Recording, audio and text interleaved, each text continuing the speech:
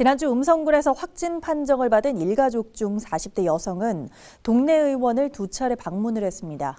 하지만 이 의원에선 환자에게 코로나19 검사를 권유하지 않으면서 초동 대처에 논란이 일고 있는데요. 문제는 더 큽니다. 의료기관의 책임을 물을 법적 근거는 아예 없는 실정이라는 겁니다. 황정환 기자가 보도합니다.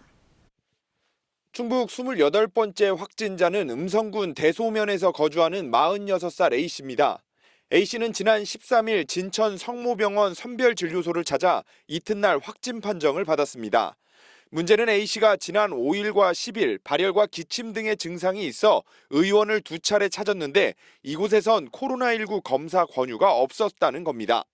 두 번 오셨잖아요, 거기를. 그때 오셨을 땐 더 상황이 더 심각하셨던 거예요, 아니면? 아닙니다. 또 저번에 제가 알기로는 계산 조금 안 해줬다고 왔던 걸로 알고 있어요. 약 때문에 그런지 그건 잘 모르겠어요. 뒤늦은 검체 채취로 A씨는 일주일 동안 일상생활이 가능했고 그 결과 A씨 남편과 딸 2명도 뒤이어 확진 판정을 받았습니다. 의료진이 제때 알맞은 판단을 했었다면 추가 감염을 막을 수 있는 상황. 문제는 이러한 의료기관에 책임을 물을 수 있는 법적 근거가 없다는 겁니다. 검사를 거부하는 환자에 대해서만 300만 원 이하의 벌금이 가능합니다.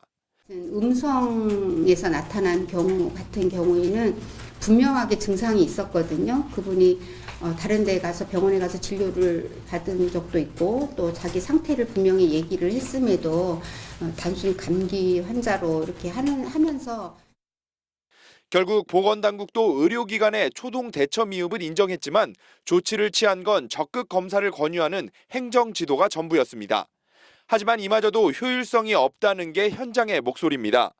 감기 증상으로 병원을 찾은 모든 환자에게 코로나19 검사를 권유한다는 것은 사실상 불가하다는 겁니다. 겨울철이지만 감기도 있을 거고 독감도 있을 거고 그렇거든요. 근데 조금 기침한다 그러고 약간의 몸살증이 있다 그래가지고 그 사람들이 다 코로나냐. 일부만 코로나일 거라고요.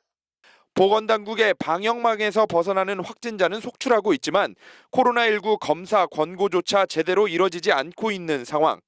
이를 개선하기 위한 보다 객관적인 설정과 함께 이행을 강제할 수 있는 근거 마련이 시급해 보입니다. HCN 뉴스 황정환입니다.